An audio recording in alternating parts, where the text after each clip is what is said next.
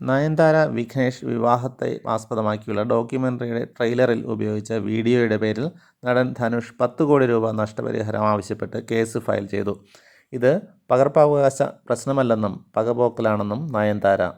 ധനുഷ് നിർമ്മിച്ച വിഘ്നേഷ് ശിവൻ സംവിധാനം ചെയ്ത നയൻതാര വിജയ് സേതുപതി അഭിനയിച്ച ചിത്രം നാനും റൗഡിതാൻ എന്ന സിനിമയുടെ ഷൂട്ടിംഗ് ദൃശ്യങ്ങൾ ഉപയോഗിച്ചതാണ് കേസിന് ആസ്പദമായത്. ഈ സിനിമയുടെ സെറ്റിൽ വച്ചായിരുന്നു നയൻതാരയും വിഘ്നേഷും തമ്മിൽ പ്രണയത്തിലായത്. നയൻതാരയുടെ തുറന്ന കത്തിൽ നിന്നുള്ള വരികൾ. ചിത്രത്തിലെ പാട്ടുകൾ ഉപയോഗിക്കാൻ ധനുഷിൻ്റെ നിർമ്മാണ കമ്പനിയോട് അനുവാദം ചോദിച്ചെങ്കിലും നൽകിയില്ല.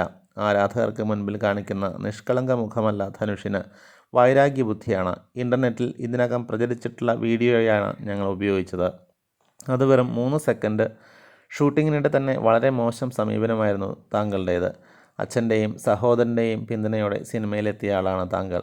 ഞാൻ സ്വയം അധ്വാനിച്ചാണ് ഈ നിലയിലെത്തിയത്.